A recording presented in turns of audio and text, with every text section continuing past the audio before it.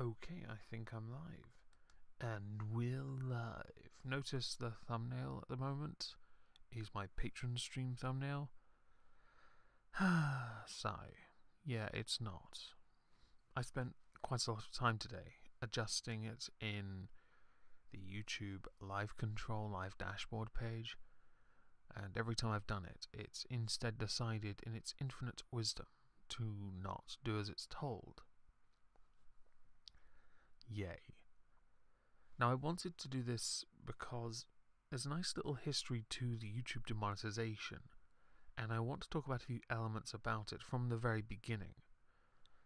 From what started it, the companies that pulled out, their reasons for it, how YouTube reacted, to the now recent, the newest YouTube blog on the same subject, where the terms have changed.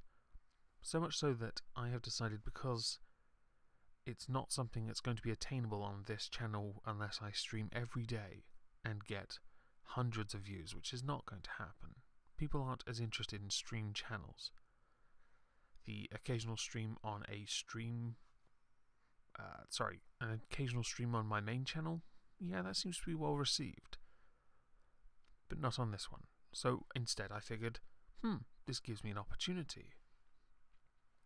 I could rebrand it somewhat, so I can continue to use OBS and also use a better backdrop, because before, and most will notice, that I was previously just using a white backdrop. I was essentially ripping off Pairing. Yeah, that's amazing, right? So it's actually kind of cool. I get to have a bit more fun, but also I get to structure the streams to suit the topic, instead of just doing what I did do, which was simply, certainly back when I used Hangouts, just invite anyone on and talk about anything. As much fun as it is to do the B-list Sunday Funday whenever I felt like streaming, it's not that good. Kind of wish the thumbnail would change.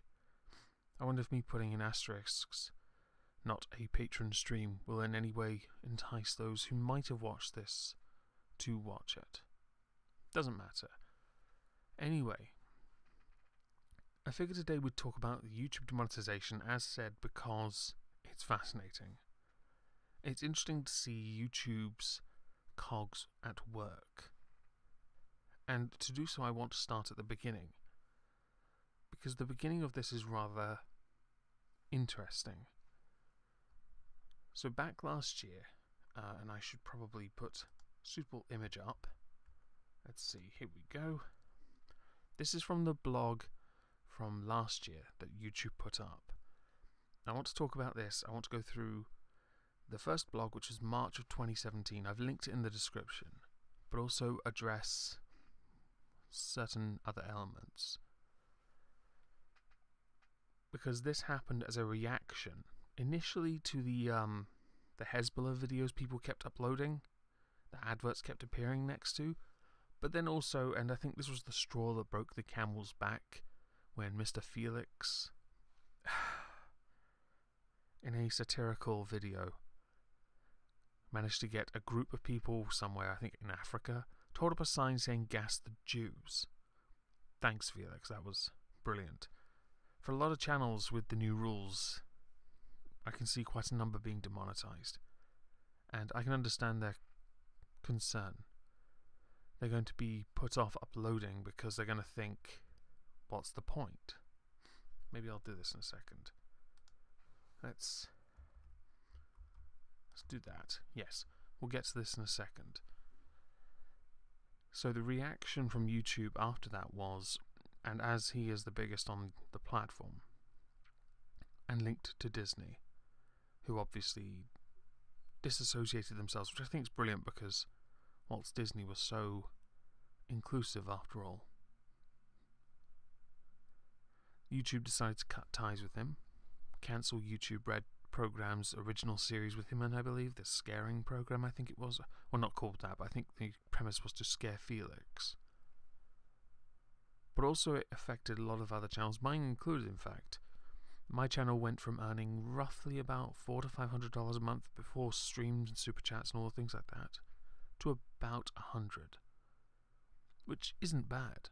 I mean, if I made videos more often, I'd sure I'd make more money, but I'm too lazy. That's probably more factual, since a lot of people that know me have seen me on Discord. Yeah, playing video games mostly. I'm self-employed, so to be fair, I have a job, and my working hours are a little different. But when it comes to the demonetization, I can see it certainly did affect a lot of creators, some of whom were shills anyway. They e-begged all the time, and I'm not denigrating those that do. But there were quite a number that did go out of their way to beg for money for a whole host of reasons. And I'd be a hypocrite if I didn't mention that when my laptop failed, I did ask for help. And within a day, I'd secured the funds to buy a new laptop, which I'm using now, in fact. Yippee-ki-yay. Anyway, this led to a lot of creators using Patreon. Hell, I think even Philip DeFranco opened a Patreon. Ruben created one solely so he can go solo. A lot of people stream now because obviously the introduction of super chats.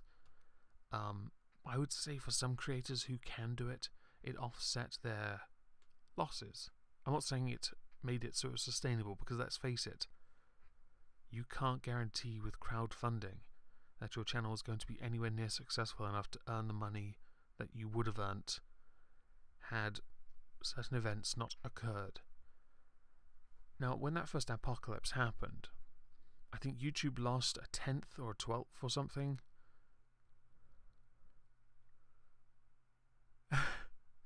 I'll address that comment in a moment. They lost about $750 million, I believe, when McDonald's, AT&T, Verizon, Johnson & Johnson, Toyota, I think other companies pulled out, which only worked out about a 10th of Google's profits or revenue total. So it wasn't, while it's still a loss, they still made tens of billions in profit. So it wasn't, was it a 12th? It was a 12th, I think. Yes.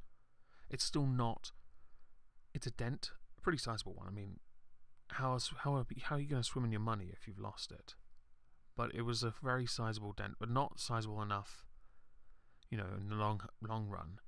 It just meant that even those creators who were given extra ad money because their videos are viewed more, the bigger channels, including PewDiePie, who made a video, I believe, apologizing about what he'd done and also pointing out the adverse effects.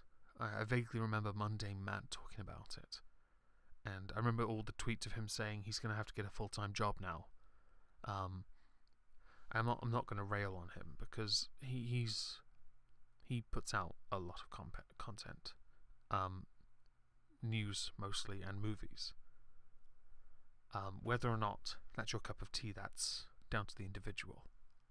It's not my thing. I can't make that many videos. I know V used to do that. And he was a very funny shill. Very funny one. I remember he once said that he turned his ad block off, but everyone else turned theirs on. No, he turned his on, sorry. And everyone else should turn theirs off because he wants the money. My view on it's been quite simple. When I started my channel, I monetized as soon as I could, and I simply said, if I do earn any money, great. But it isn't the reason I started my channel. So it was never about money. Yes, it's a part-time job, I guess, these days.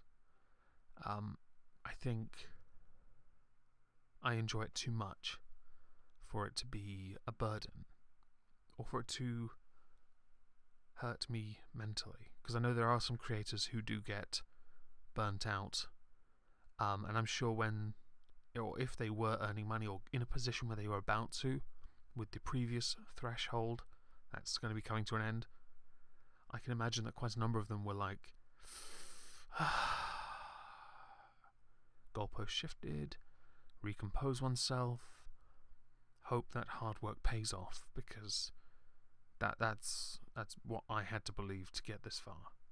And I'm quite proud of how far I've got. It's a shame that things like ad revenue took such a pummeling, because it's taken it twice, I think. The most recent event is well called another Adpocalypse. It's not really an Adpocalypse, it's a change in terms. So I think if we're going to be doing that, and I should address your comment before I go any further, self-employed, does being a talent agent for wayward ladies off the street and a recreational pharmacist count as self-employed? I'm sure it does. I'm sure it does. Yeah. Right, yes. So I should now have a little look at this. This is YouTube's blog from March of last year. This is the first one for the first Adpocalypse. Because I think technically this could be considered the current one, should be current year version. Should be considered like the third. So, at YouTube we believe everyone should have a voice. Not entirely true. If that was the case, you'd be okay with the Hezbollah stuff. Just being facetious for a second. Since our founding, free expression has been one of our core values. Your advertiser friends don't agree with you. Allowing creators to share their ideas with over 1 billion fans from around the world. Yes. I'm rather proud to receive any views, so I can't really criticize it. We also believe that creators should have an opportunity to earn a living from their channels, and we are proud that many do. Really? Does anyone make any money on this platform anymore? I mean, I know you take a decent chunk of the super chats people receive, for those that do, but I don't know many that could actually earn money based on the terms that you are setting for those eligible for monetization and those not.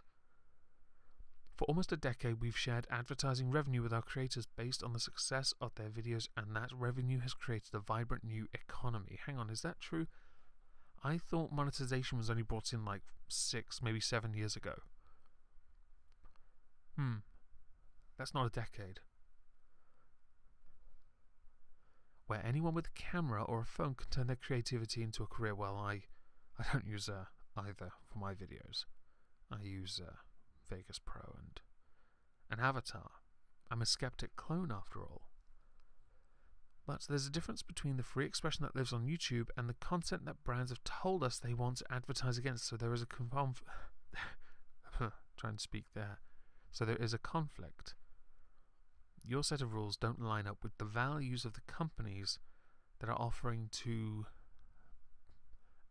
advertise themselves on your platform, which in itself means you, while claiming one thing, are doing another. This, by the way, is from March last year. I do and I will be addressing the current one because I just want to get this out of the way. Our advertiser-friendly content policy sets the tone for which videos can earn revenue. They are on, I think, the next page. We are going to go through those because when this hit, I remember a lot of videos and people were very freaking out. People were freaking out about the restricted mode. People found that a lot of their videos were put in there. And I mean, I get that, I get it. But to me it seemed like a, I don't know, an unnecessary outrage. It was only if restricted mode was turned on. It was not just like that. And let's not forget here with the Adpocalypse and certain videos being put in limited state that we will get onto later.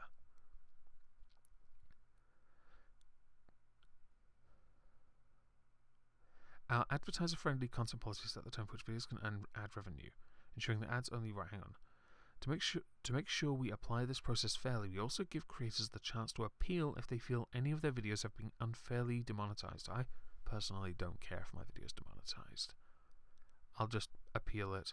For the most part, and I think TLD got this right in a blog of his on Minds, about 90% of my videos, after appealing them, as long as they're within as long as they earn 1,000 views within 30 days, because they haven't bothered to check all my old videos. But if it's within the first 30 days, it hits 1,000 views within the first week, maybe, then they'll check it. And for the most part, all but one video so far this year, which I think I've done 5 videos, so all but one have been approved. And I don't really mind too much, because if it gets that yellow thing straight away, it just means your video is not going to earn any money, really, because the first 24 hours are key to any video success. And if after that, yeah, you're screwed. You're not really going to make any money. But as long as you're proud of what you make, it shouldn't really be too much of a problem. And if you're fortunate enough to have good patrons, then I think it's okay. I mean, I've got some fantastic patrons. We take these steps because advertiser confidence is critical to the financial success of our creators. True, but you threw a lot of creators under the bus doing this. After listening to strong feedback from our advertisers because you didn't engage or talk to the creators, a lot of whom, and this isn't even a joke, the Hezbollah thing and the pro-pedophile videos you were told about. People told you, they made videos and they tweeted it to you. Channels with millions of subscribers told you. They told you about this months ago. And it was through your inactivity that the creators lost out. The creators suffered because you, on your high horse in your little castle, refused to listen to the people that make you the money to begin with. It seems stupid, but honestly, I can name a dozen creators who actually helped with certain key issues that caused this, who raised the alarm, and you did nothing. Your inaction was damning. Okay, what's the next one? Oh yeah, a number of actions. We want to explain what these changes might mean for you, our YouTube creators. Tough stance on hate speech. Now this is a bit of an ambiguous one because some things can be considered hate speech depending on how they determine hate speech to be, or what they determine it to be. That could range from, that could even include, anything on anti-SJW, anti-feminism, pro-Trump. That could be considered hate speech. YouTube is not this bastion of open discourse. It is at best a pain in the arse. Both creators and advertisers are concerned about hate speech, and so are we. Well, they did warn you months ago. To protect the livelihoods of our creators and to strengthen, most of whom have had to resort to asking their audience to assist them through Patreon. You've not done that, and Patreon were very close to losing a lot of people to make us support. Honestly, livelihood. At one point, this was I would have considered it a full-time job. To protect the livelihoods of our creators and to strengthen advertiser confidence, we will be implementing broader demonetization policies around videos that are perceived to be hateful or inflammatory. This is where it gets a bit tricky. Some creators created or create satirical videos, and humor is subjective. Take, for example, the Satirician and Magog of Morskar, both of whom are called insult comedians. They're entertainers. Even Bering could be considered a comedian to an extent, not an insult one. He used to be when he first started. He was very funny back then. He's still funny now, but then it was different. Someone called the Ranting Feminist has made response videos to both Satirician and to Magog of Morskar, calling them both incredibly cringy. She doesn't understand satire, further proving that humour is subjective, because she cannot grasp this type of humour. Let's continue.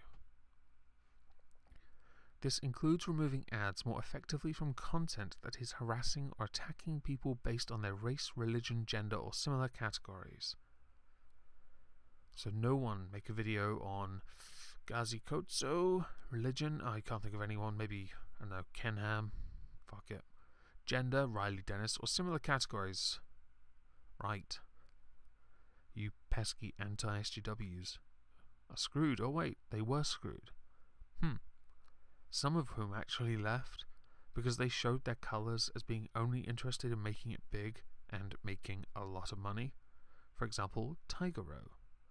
If you want to know who that is, look him up. He eventually rebranded his channel as Bros Corner, and he started making, I don't know, top 10s, top 50s lists things. They tanked.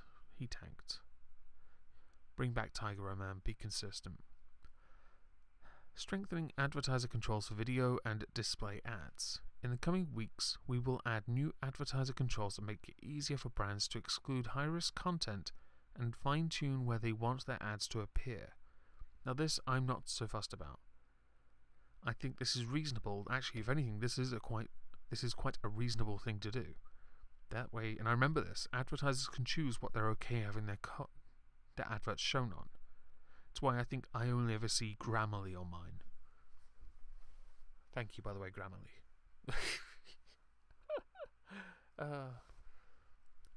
Accelerating appeals. Today, any creator whose video is demonetized can launch an appeal to have their video reviewed. Moving forward, we plan to improve the process that reviews can happen even faster. Yes, I typically get a response within the first 24 hours. For that, great. I took no issue with this and the previous one. The hate speech thing, they're blurred lines, okay? Safeguarding creators in our YouTube partner program. Now this is the part where we actually make money. Since we rolled out the YouTube partner program 10 years ago, it has enabled millions of creators to earn revenue and build a new generation of emerging media businesses. I was talking about this with Sinatra, Drunken Uncle, and Irate Bearfag. And Drunkle pointed out that you have to treat your channel a bit like a business. Now, I've never done this, but I am considering when I set up these streams, mentioning that I will be streaming at the end of my video and then leave a link to it in the description.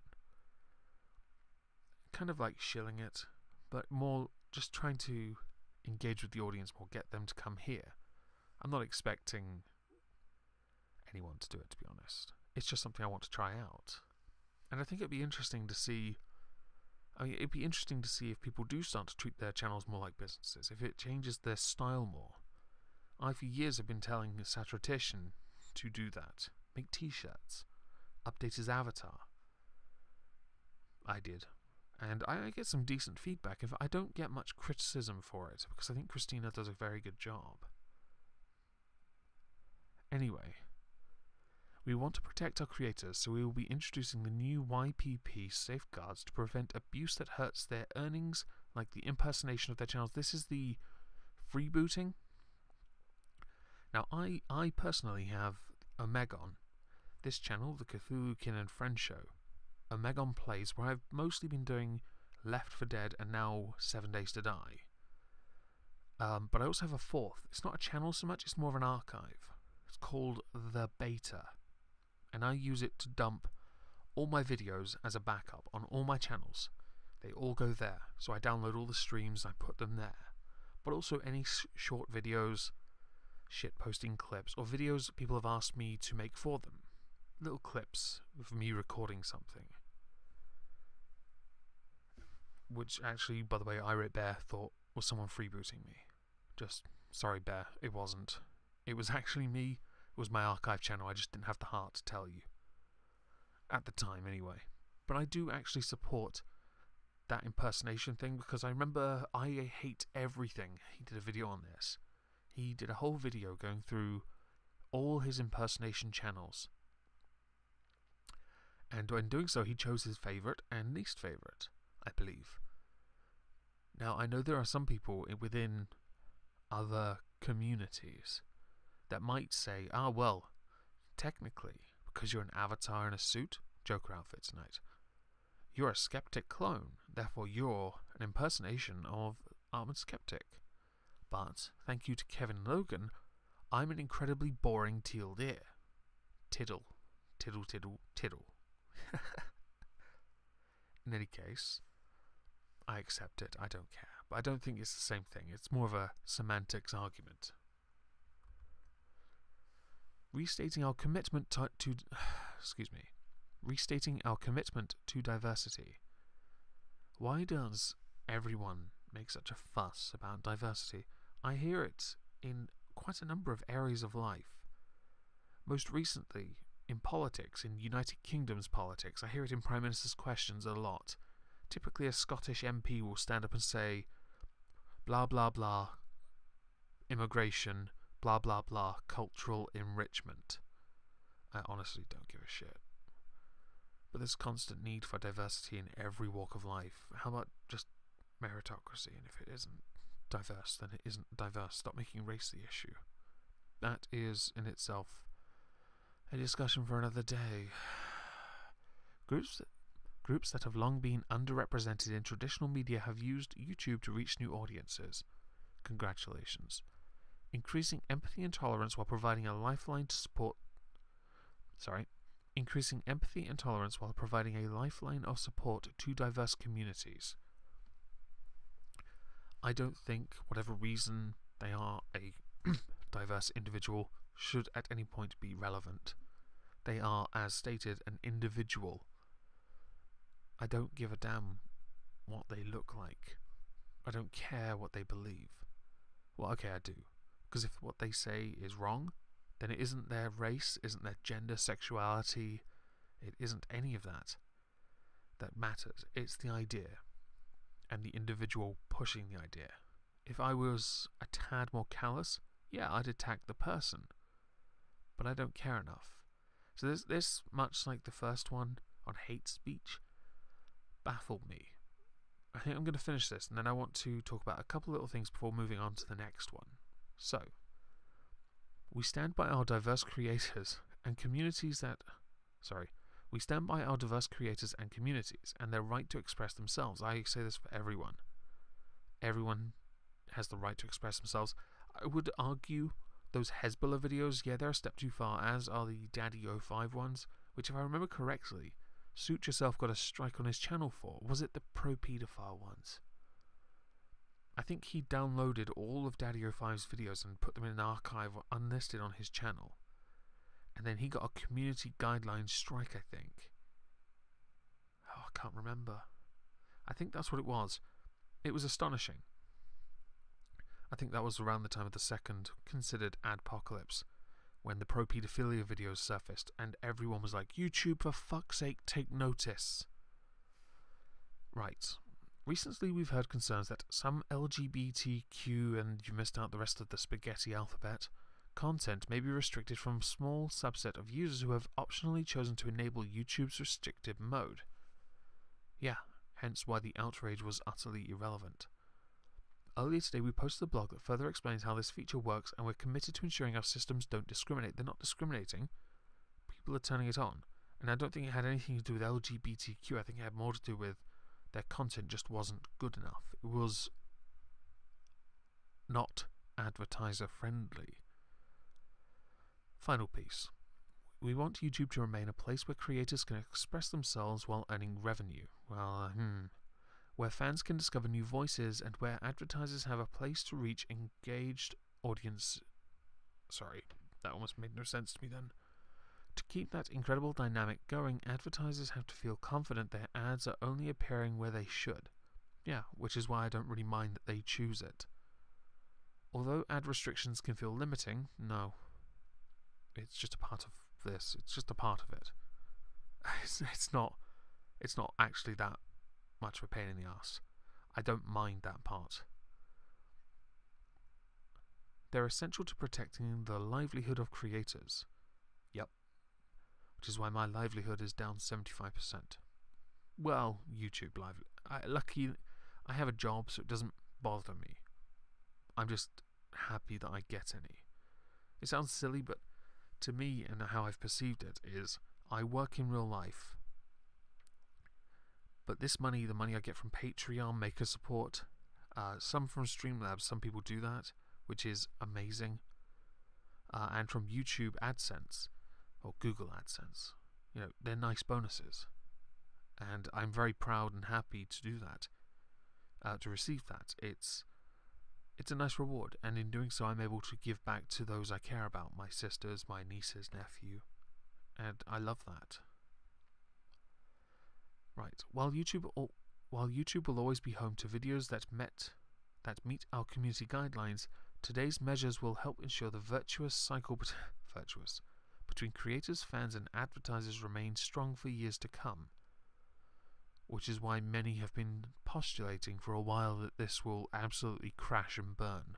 In fact, if I remember correctly, quite a number of us moved to VidMe. Of course, that didn't end very well, and VidMe, I'm still waiting for the $16.75 I made from tips. Seriously, pay me my money. Now, when this video came out, someone did cover it. I believe it was Philip DeFranco with this video here, which I have linked in the description. He talked about the advertisers, he talked about who had not pulled out, and the reasons, and it made sense. And I think there were a couple articles. I'm just gonna close that and this, yeah, because there was a couple articles I pulled up. So I mentioned that YouTube faced a $750 million ad boycott, which led them to do that. Oh yeah, right. So I earlier mentioned that their revenue reached about 10 billion. The percentage loss was 7.5%, or cut. This whole thing is just another way of saying YouTube now have a greater they have more they scrutinize videos more intensely, which shows they had to act. I mean, they even had to hire recently a bunch of people to do the reviewing process because, you know, computers just don't cut it. Now, what was I going to talk about next? Right. Oh, yes. So, that whole idea of greater scrutiny was to compete with video platforms like Facebook, Instagram, Snapchat, and Twitter, where ads run against something of user-generated content. That's fine. That I'll be honest, the fact YouTube didn't act for so long, and I've heard the rumors about their inability to, keep on top of the algorithms they use. I hear that excuse used all the time. I know some people suffered view losses due to some algorithms being introduced, and they always attributed it to that. I thought it was more because they were inconsistent creators, and by inconsistent I mean they might have flip-flopped a bit, or they didn't upload on a regular basis. Yeah. No one surpasses TLD for boredom. Thank you. I can't believe 4 people are watching this. I bet it's because of that bloody thumbnail. Anyway, I think I should continue with the next article. Right, where was it? Nope, there it is. Okay. Right, close that. Yeah. Additional changes to the YouTube Partner Program. This was released on Tuesday, January 16th, a day after my birthday. Yay! 2017 marked a tough year for many of you. Yep. With several issues affecting our community and the revenue earned from advertising through the YouTube Partner Program. Yep. Despite those issues, more creators than ever are earning a living on YouTube. Yeah, but they're not actually earning a living. They're struggling to earn a living. I remember a couple of months, I was very lucky I even got a check. I've consistently been getting one since November of 2015.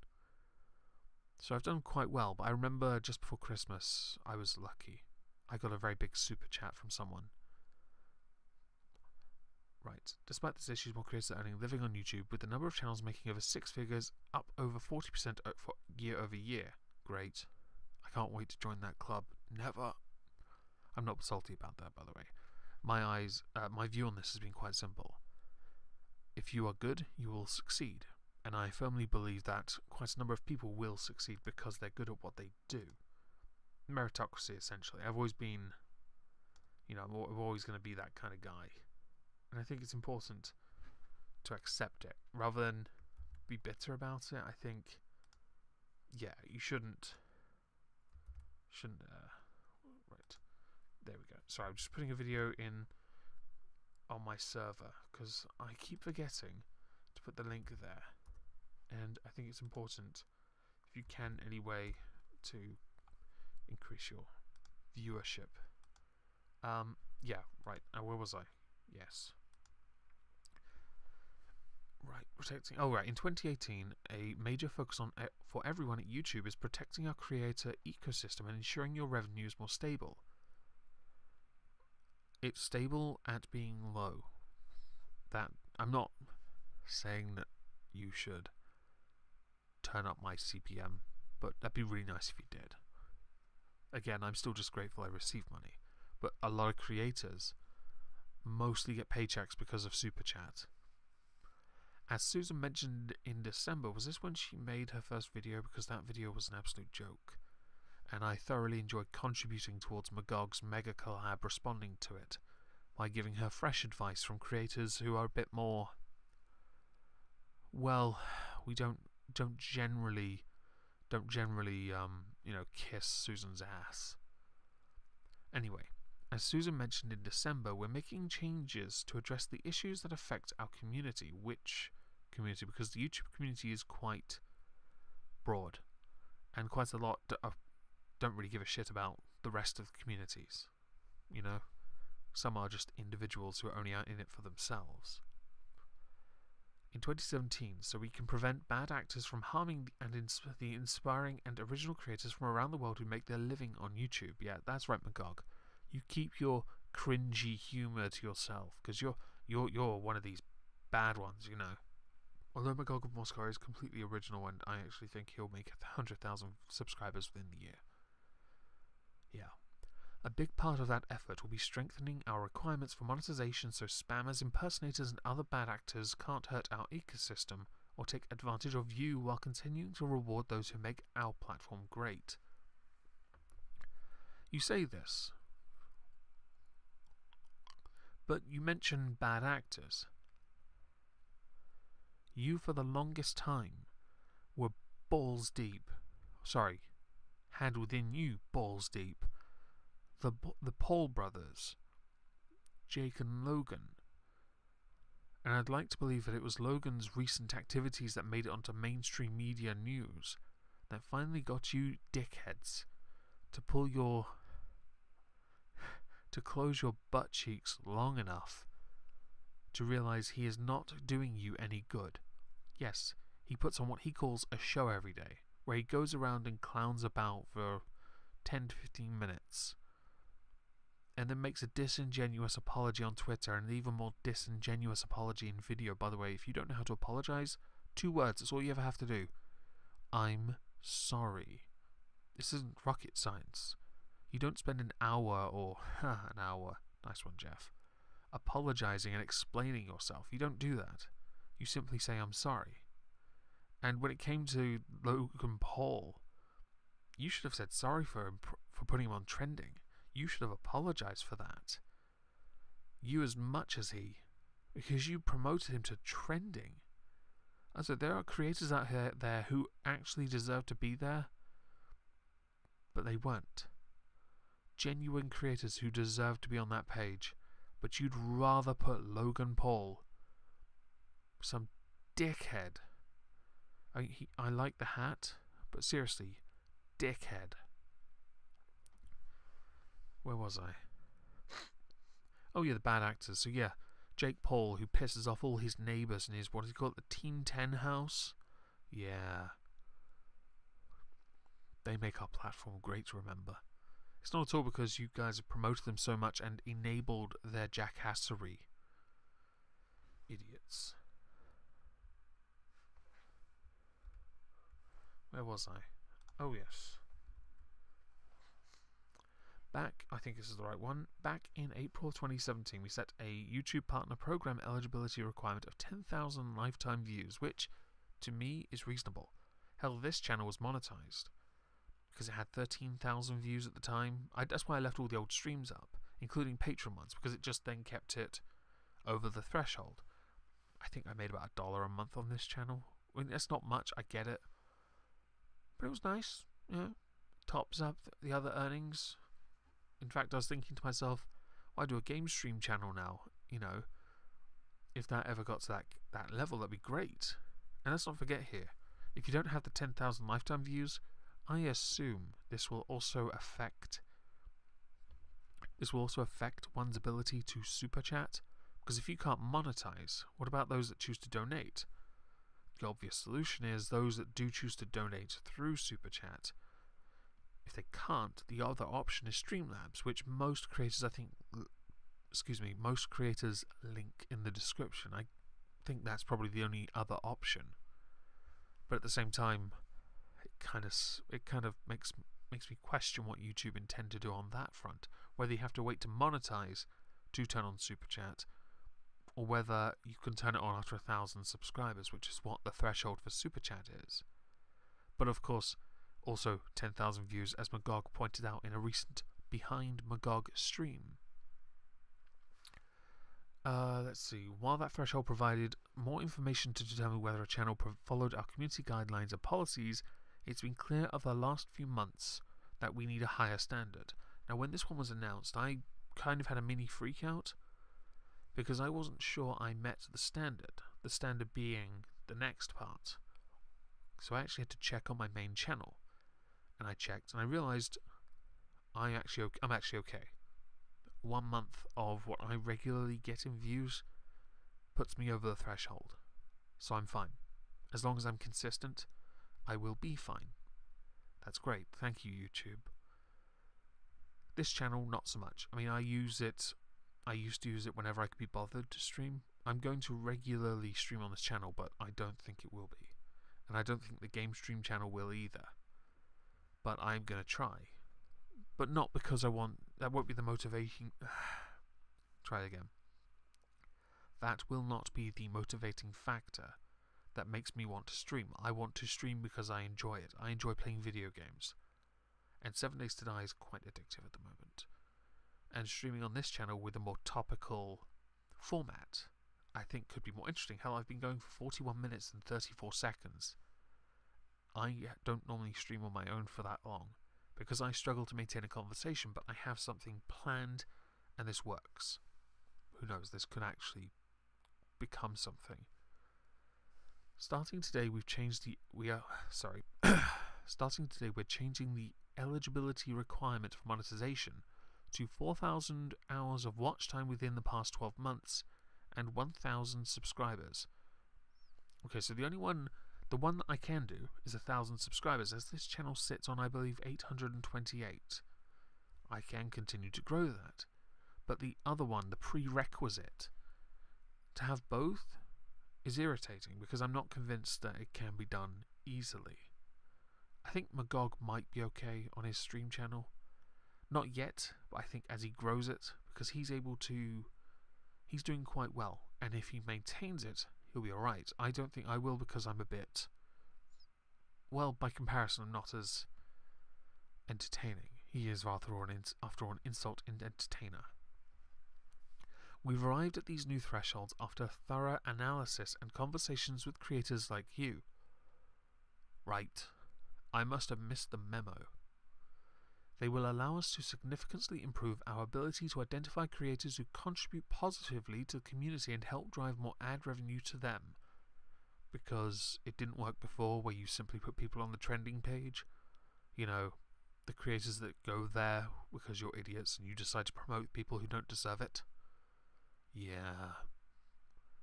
Although I do like the idea of receiving more ad revenue, I do feel really bad for creators who are aspiring to the other benchmark, only for the goalposts to be shifted. One of my patrons who streams, his name's Skog. He's on my game streams all the time, and he streams as well. His channel link in the description of those on Omegon plays. You should also go subscribe to him, by the way.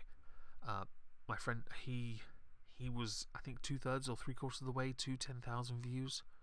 You know, and that was, I felt great. I felt good for him because his channel's growing and he's doing well. He's like putting, you know, okay, game streams, you don't really have to try too much, but at the same time, he was consistent. Although I do think Factorio sucks ass, just saying. There are other channels I know that will be affected by this. For example, my friends 2 Plebs Talk News. Subscribe to them too as well.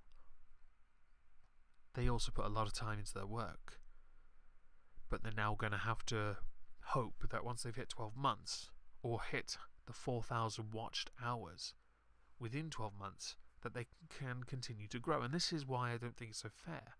There are creators out there who put a lot of time and effort in and are getting there, and they were getting towards the original standard, but now you've shifted it and made it more difficult. 10,000 views is in no way, for some creators, 4,000 hours. So let's hear the reason. Oh, let's read the reasoning YouTube have given. We've arrived at these new thresholds after thorough analysis and conversation with creators like you. So great. They will allow us to significantly blah blah. I've actually read that bit, haven't I? Yeah. These higher standards will help us prevent potentially inappropriate videos from monetizing, which can hurt revenue for everyone. Great. It's about time I stopped seeing those damn pesky Hezbollah beheading videos in my no subscription feed or recommended. I don't know. I don't go looking for them. Although I wouldn't be surprised if one day I saw Logan Paul in a Hezbollah beheading video, watching them behead and being like, "Oh my God, I'm watching a guy die. Some poor defenseless man is dying. Let me take a selfie." On February 20th, 2018, we'll also implement this threshold across existing channels on the platform to allow for a 30-day grace period. That's fantastic. The extra couple bucks some people might make is really going to make a difference. Oh wait, they have to cross a certain threshold to receive money. Probably not.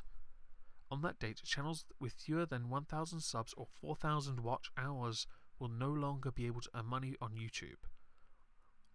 When they reach 1,000 subs and 4,000 watch hours, they will be automatically re-evaluated under strict criteria to ensure they comply with our policies, which could in fact screw people. Policies of which are mentioned in the first blog from March of last year. Hate speech especially. New channels will need to apply and their application be re-evaluated. New channels will need to apply and their application will be evaluated when they hit these milestones. It's interesting, when the 10,000 view thing came in, I'd unlisted a lot of the streams, but then I got the alert telling me my channel had been demonetized because of the 10,000 views, and I was like, I have to make public. I had to make public the old streams and old videos again, and then monetization was turned back on. I feel bad for those that are monetized but aren't able to receive now because of this. I feel really bad for them. Though these changes will affect a significant number of channels, 99% of those affected are making less than $100 per year. Okay, that's not great, but if they think like I do, they still want the money.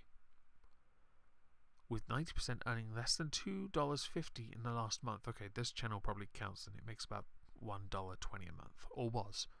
Any of the channels who no longer meets this threshold will be paid what they've already earned based on our AdSense policies, so they won't be. After thoughtful consideration, we believe these are necessary compromises to protect our community. No, it's a fantastic way to de-incentivize creators, some of whom may be new and be like, so I can't make shit unless I have a viral video. Of course, size alone is not enough to determine whether a channel is suitable for monetization, so we'll continue to use signals like community strikes, spam and other abuse flags to ensure we're protecting our creator community from bad actors. Just you, Magog. As we continue to protect our platform from abuse, Magog, we want to remind all of you to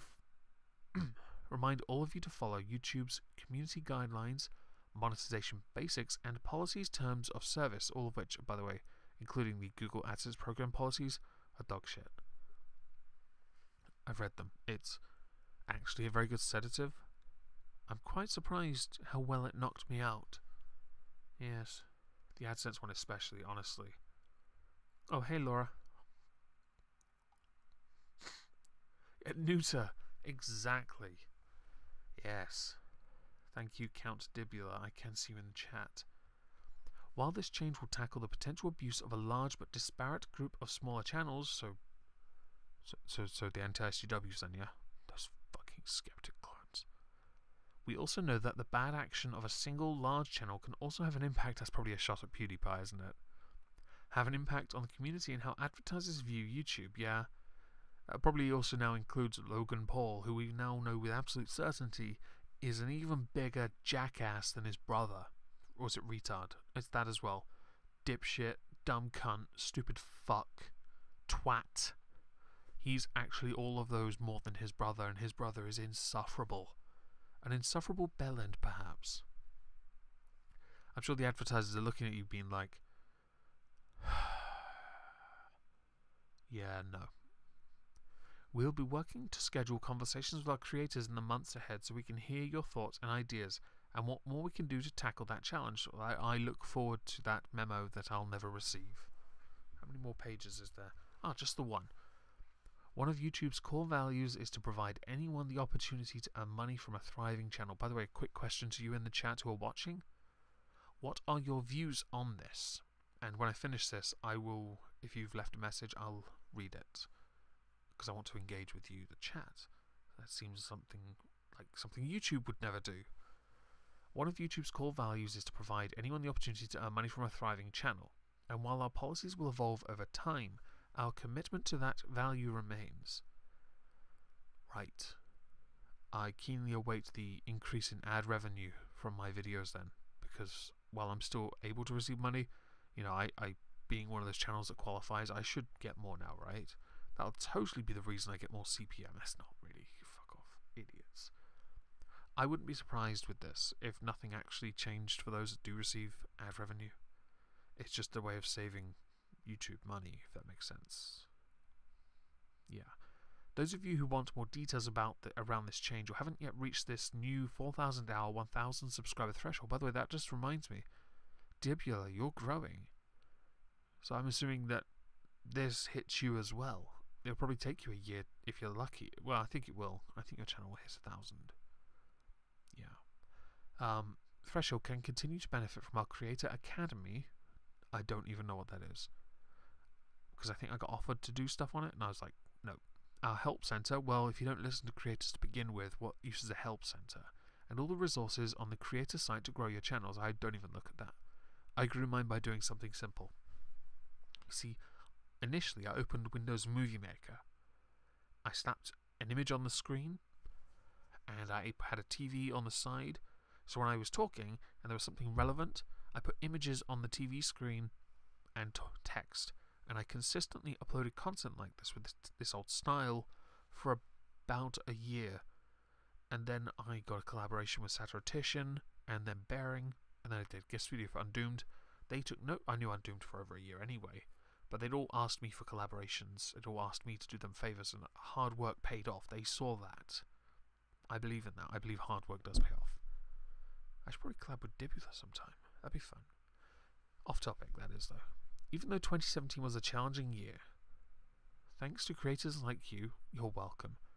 It was full of the moments that make YouTube such a special place. Special, spoken though, like special.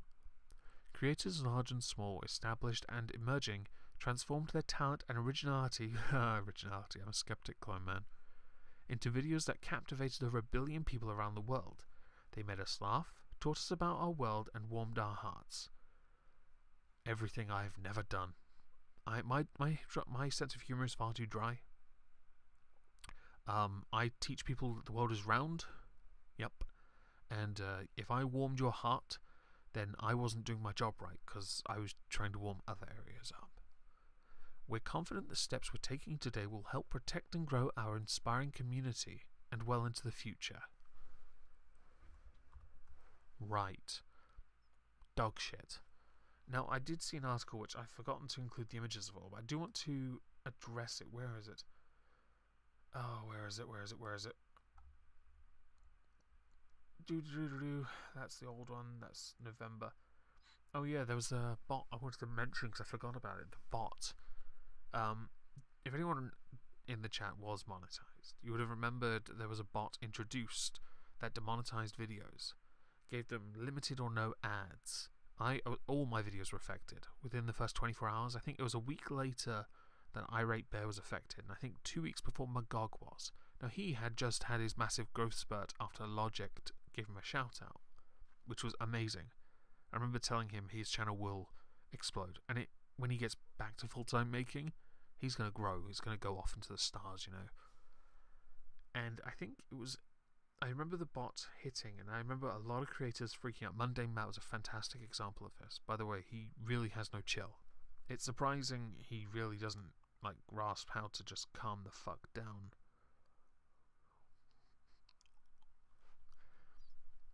And I remember a appealing, all these videos. And I remember, I think only half a dozen were affected long term. I think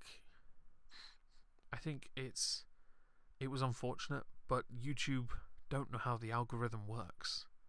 They kind of don't do tech support very well, if that makes sense. So I'm gonna address some of the comments here. Let's see.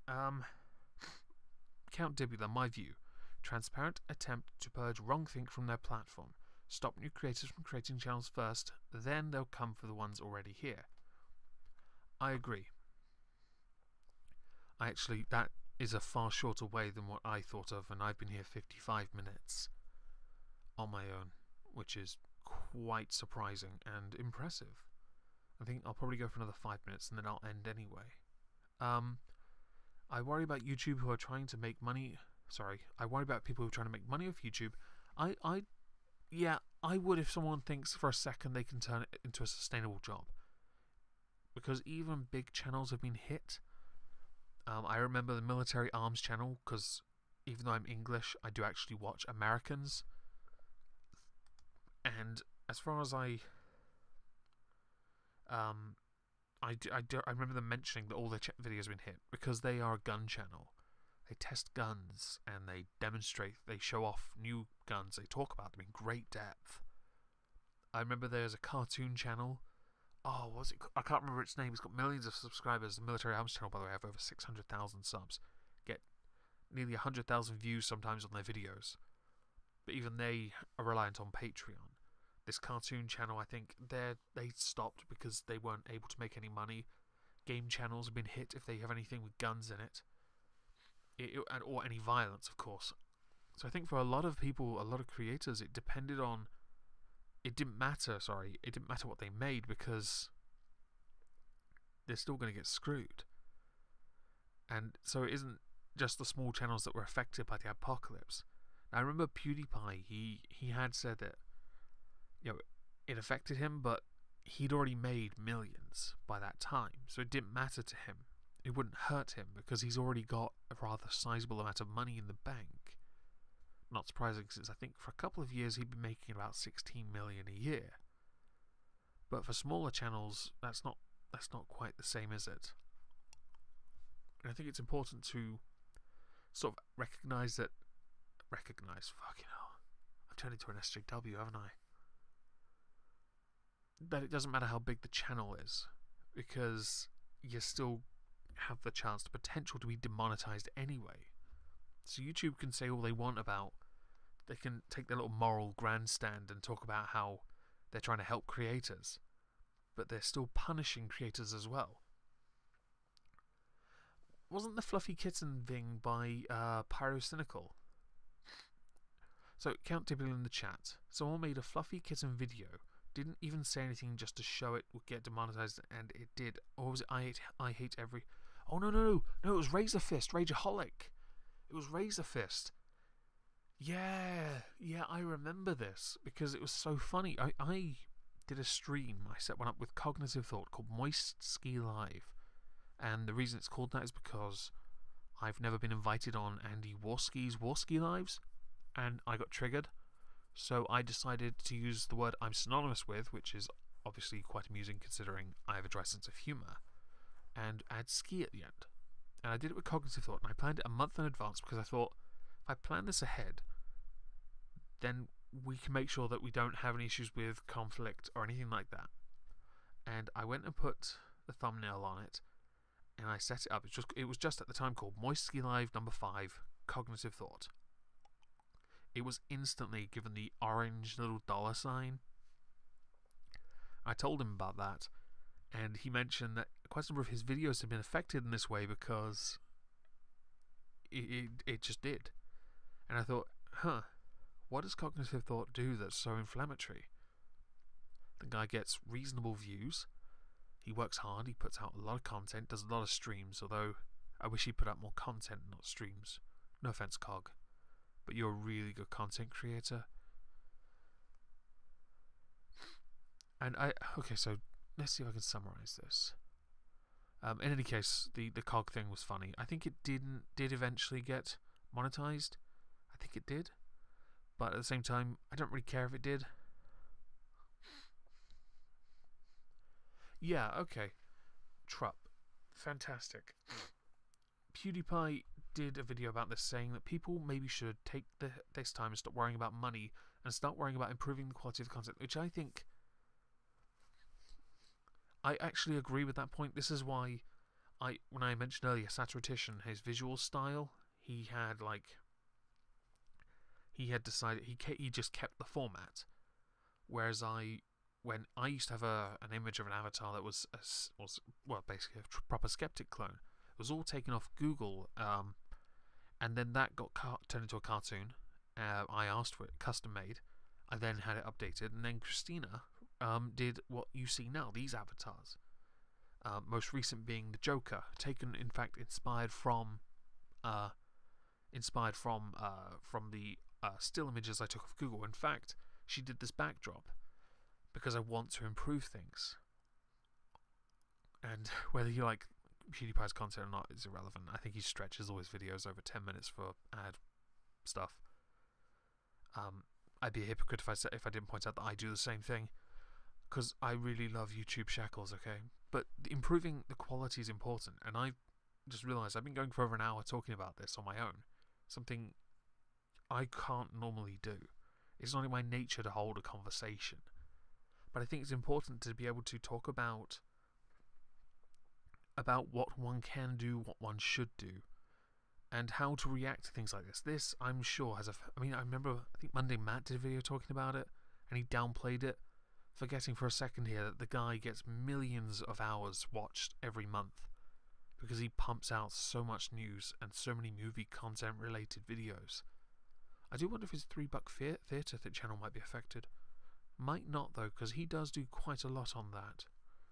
I did notice, by the way, he changed his name back from Monday Matt to Matt Jarbo, back to Monday Matt. Clearly that didn't work out well for you, bitch. Anyway,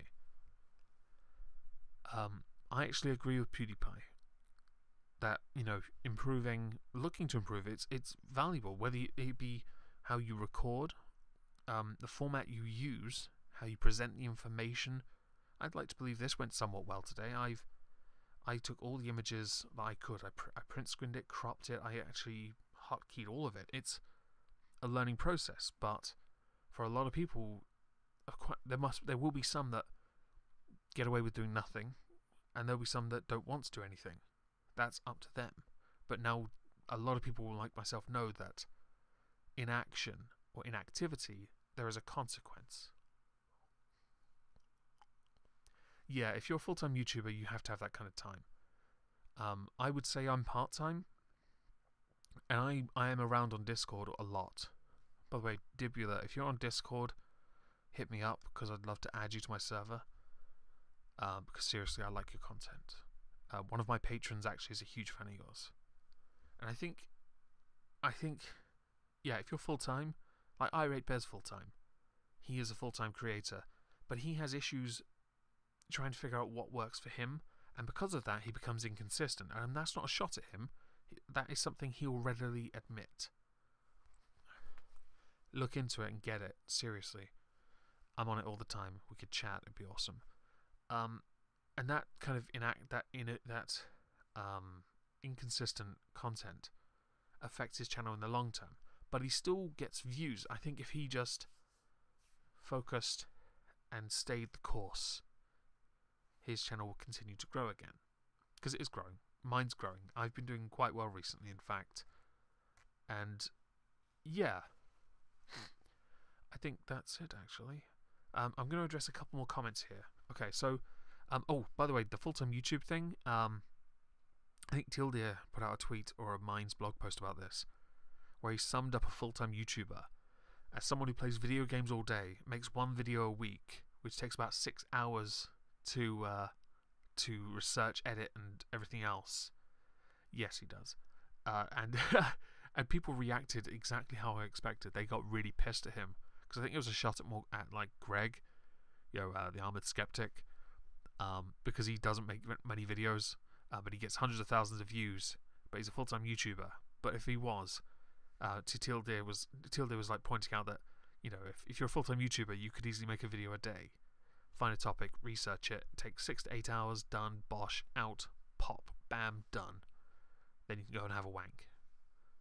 Yeah. And most of my favourite YouTubers aren't full-time. Yeah, I think it's because of a passion. It might be that inspires them to make videos. I enjoy this. I love what I do. And I'm eternally grateful to those that support me. Even on this channel, with me having just done a stream for over an hour, with, at the time of streaming, a bloody Patreon stream thumbnail because I couldn't get it to change all day. I'll have to change it afterwards when it's finished processing. Thank you, YouTube. I bet the... oh dear. Right. My last two things I want to say. Firstly, Count Dibula, download the Discord app onto your computer. When you do, just look for Omegon. It won't take 5 minutes. I'm pretty obvious. And to address this last comment,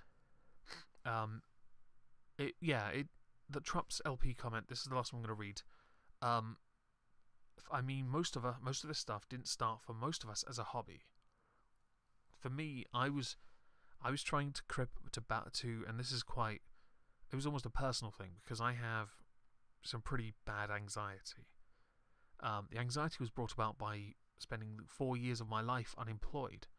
It affected me socially, and I wanted to rebuild myself, rebuild my confidence. Hell, this is proof that there is something happening here that I'm doing right, and it really helped. But if I ever showed the old videos, I think I did in a Patreon stream, I will probably I'll make it public on the beta, and I'll link it at some point.